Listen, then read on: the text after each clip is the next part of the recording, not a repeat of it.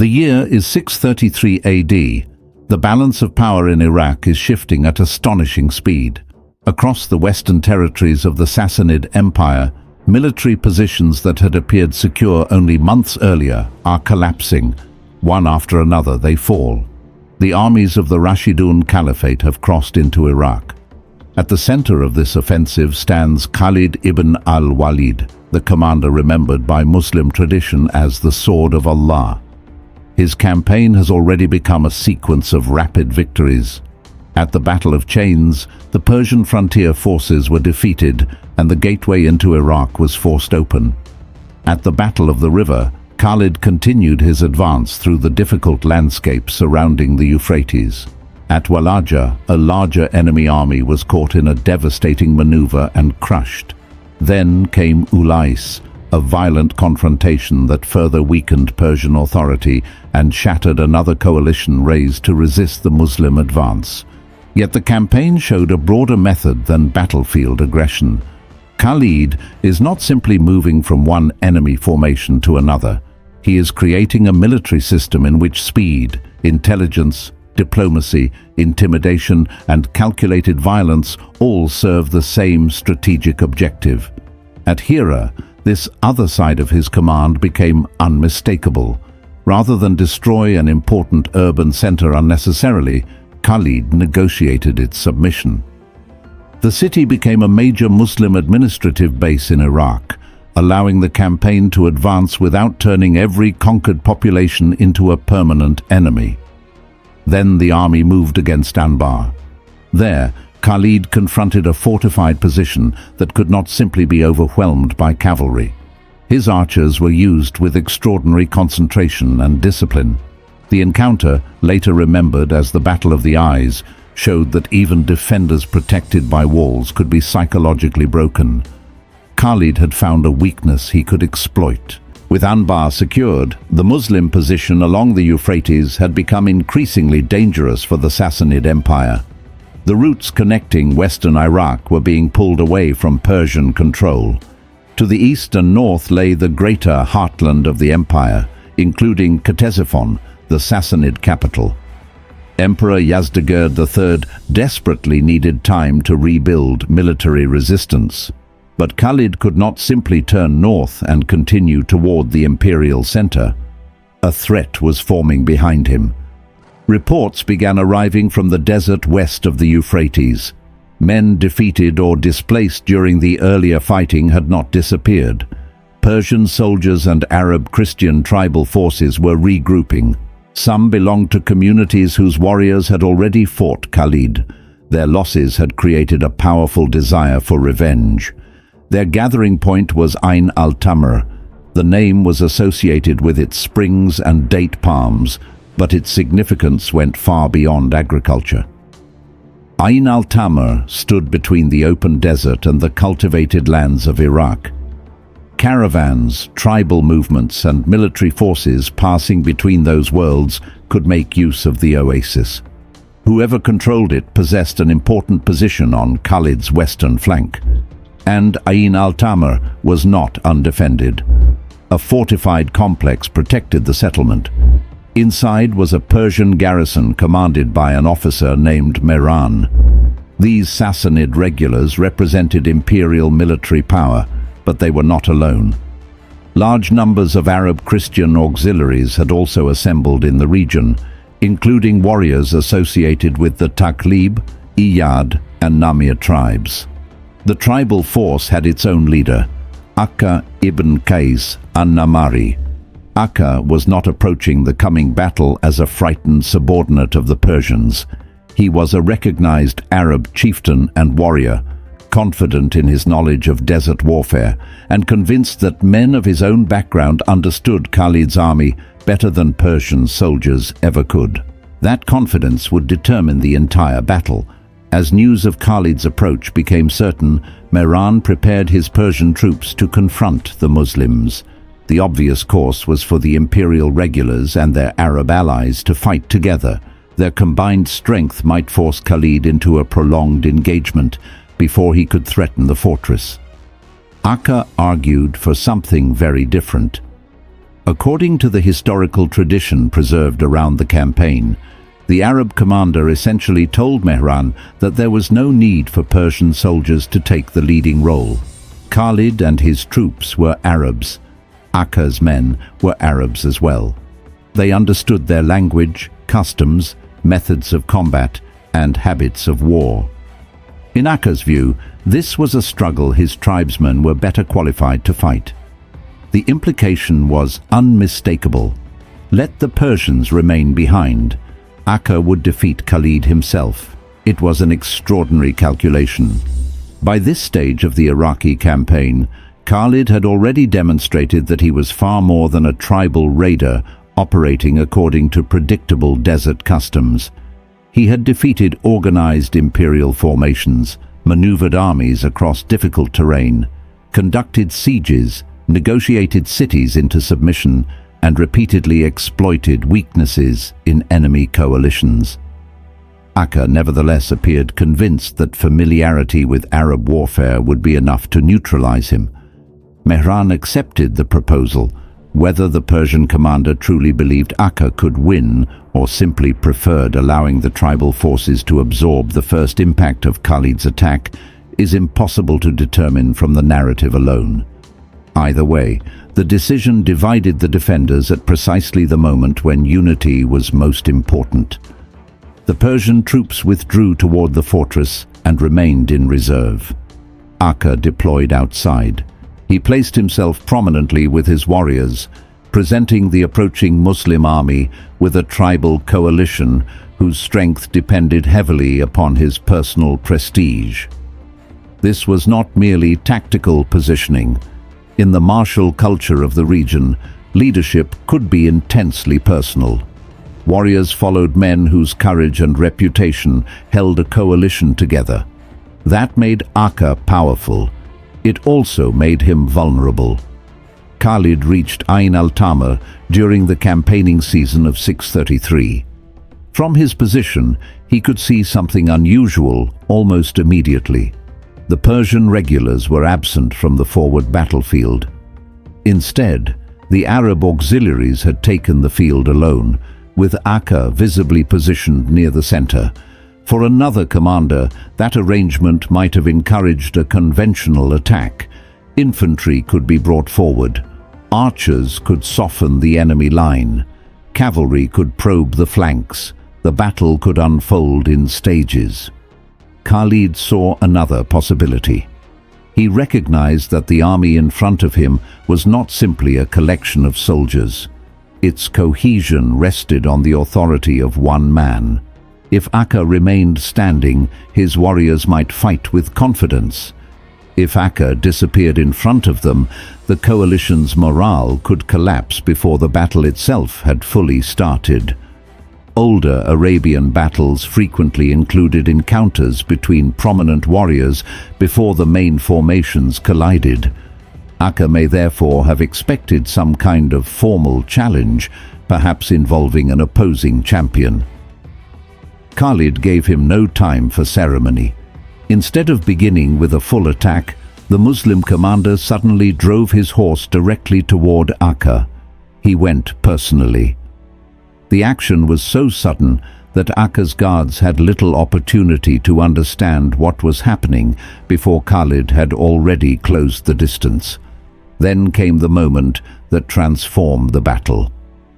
Historical Muslim accounts emphasize that Khalid did not defeat Akka through an extended sword duel. He closed with him at extremely short range, seized the tribal commander, pulled him from his mount, and carried him away as a prisoner. It was not simply a physical act. It was a calculated attack on morale. Akka had positioned himself before his men as the leader capable of stopping Khalid. His authority depended upon the image of strength he projected. Yet before the larger contest had even begun, his warriors saw that image destroyed in front of them. Their commander had not been killed anonymously somewhere inside a chaotic battle. He had been taken. And the man who took him was Khalid himself. Within a remarkably short period, Akka was in Muslim hands and being delivered behind Khalid's own line. For the tribal soldiers watching from across the field, the effect was devastating. An army that had come expecting confidence now lacked a single leader around whom that confidence could rally. Confusion spread, then fear, then flight. The coalition began to break apart before it could make effective use of its numbers. They had stood ready a moment before. Now they turned away from the approaching Muslim force. Once the first elements withdrew, the collapse accelerated. Units no longer trusted the formations beside them. Individual survival began to replace collective resistance. The Muslims pursued the retreating warriors. Many were killed during the pursuit, while others were captured. Akka had meant the fight to bring him fame. Instead, his capture showed how fast an army built on one man's reputation could fall to pieces once that reputation was broken. And another man had been watching everything. From the fortified position at al-Tamr, Mehran could see what had happened to the allies he had allowed to fight alone. The Persian commander had expected Akka's tribesmen to delay Khalid, weaken him, or perhaps even defeat him. Instead, the entire forward defense had vanished with astonishing speed. The calculation that had kept the Persians out of the first confrontation now left them isolated. The fortress still had walls. The Persian soldiers still possessed weapons. In purely physical terms, they had not yet been defeated in a major engagement. But warfare is rarely decided by physical strength alone. The men inside the fort had just watched Khalid destroy the confidence of a large allied force by removing its commander almost before the battle started. The Muslim army now approached with its morale rising, while the defenders knew that their nearest allies had collapsed. Mehran withdrew his men deeper into the fortified complex. Khalid moved quickly to surround Ain al-Tamr. The situation was now reversed. Instead of confronting an allied Persian Arab army in open battle, Khalid faced an isolated garrison enclosed within its own defenses. The Persians were separated from immediate reinforcement, positioned far enough into the western approaches that rapid rescue from the deeper Sassanid territories could not be assumed. The siege did not become a long contest. The defenders understood the danger. Khalid had already secured important positions behind him, defeated the field force outside the oasis, and demonstrated that he intended to maintain pressure. There was little reason to believe that simply remaining behind the walls would restore the strategic situation. The resistance ended. Ain al-Tamr surrendered. Akka ibn Qays, whose decision to confront Khalid independently had helped produce the disaster, was brought before the Muslim commander. According to the account preserved in the source narrative, Akka was executed after having taken up arms again in opposition to the Muslim state, following previous defeats involving his people. The Persian defenders were taken prisoner. From a strategic perspective, Khalid had achieved exactly what he needed. The hostile concentration threatening the desert approaches had been broken. His western flank was no longer exposed to the same coalition of Persian troops and tribal warriors. Yet the most unusual episode at Ain al-Tamr occurred only after the fighting had ended. As Muslim soldiers moved through the captured fortified complex, they encountered a Christian monastery. Their presence revealed that the armies were passing through a far more complex world than a simple Muslim and Zoroastrian divide. Iraq and the territories along its desert frontier were not divided simply between Muslims and Zoroastrian Persians. Christian Arab tribes, monasteries, merchants, settled communities, imperial officials, and nomadic groups all occupied overlapping political and religious landscapes. The monastery at Ain al-Tamr was part of that complicated world. Its doors were found closed. When the soldiers gained entry, they discovered a group that had played no role in the battle outside. There were 40 young religious students inside. Their heads had been shaved in the manner associated with monastic life, and they were engaged with religious writings. While armies had maneuvered and fought around the oasis, These students had apparently remained secluded within their place of study. When questioned about their identity, they reportedly described themselves using a remarkable expression: they were the hostages of God. The phrase meant devotion rather than military captivity. They had separated themselves from ordinary life for religious study and devotion. Khalid ordered that they be treated properly.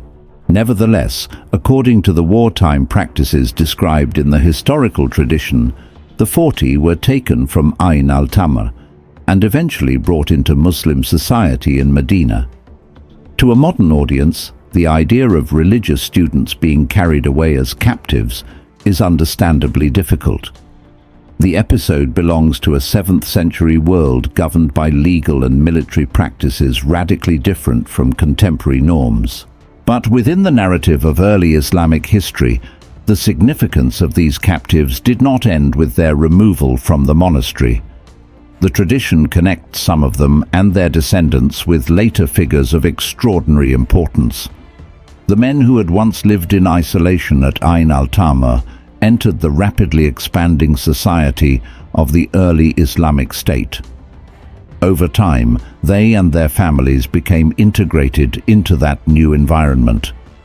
Their descendants would become associated not with the forgotten monastery where they had been discovered, but with some of the most important intellectual and military developments of later Islamic civilization.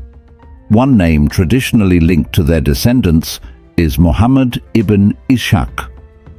Ibn Ishaq became one of the foundational figures in the preservation of the Prophet Muhammad's biography. His work on the Sirah became one of the earliest major narrative foundations for later Muslim historical writing about the life of the Prophet.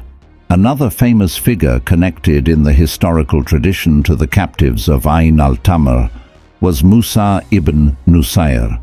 Generations after Khalid's campaign in Iraq, Musa would become one of the most important commanders and governors associated with Muslim expansion across North Africa and the campaigns that carried Islamic power toward the Iberian Peninsula.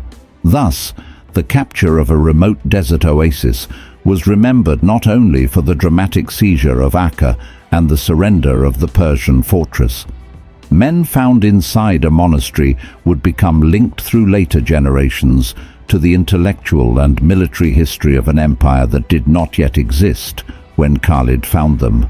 That is what makes Ain al-Tamr so unusual. Measured only by the scale of fighting, it was not the Iraqi campaign's greatest clash. There was no enormous maneuver comparable to the envelopment associated with Walaja. There was no prolonged bloodshed on the scale remembered at Ulais. There was no major fortified urban negotiation like the submission of Hira. Instead, Ain al-Tamr reveals something different about Khalid's command. He understood that an army could sometimes be defeated before its soldiers were physically destroyed. Acre's coalition possessed warriors. It possessed confidence. It possessed knowledge of desert warfare. It stood beside a Persian fortress. Imperial troops were available to support it. Yet its cohesion had been concentrated dangerously in the reputation of one commander. Khalid attacked that reputation directly. He captured Acre in front of his men. That turned a personal act into an operational weapon. The tribal force lost its psychological center. Once it fled, the Persian soldiers who had remained behind lost the support on which their own confidence partly depended. One collapse created another. The field army disappeared. The fortress became isolated. The garrison surrendered. The entire defensive arrangement was dismantled, not by a massive expenditure of manpower, but by a sequence of rapid decisions. There was also a larger strategic consequence. Before Ain al-Tamr, hostile Arab tribes could still cooperate with Sassanid forces along the western approaches to Iraq. Such alliances were dangerous because they threatened the routes connecting Khalid's army to the desert and created the possibility that his communications could be attacked while he continued deeper into Persian territory. After Ain al-Tamr, that immediate concentration had been smashed. The oasis was secured. The western flank was safer. The coalition opposing Khalid had suffered another humiliating failure. And once again, the reputation of the Muslim commander had become a military factor in its own right. Every rapid victory created expectations before the next battle even began. Allies questioned whether resistance was worth the risk.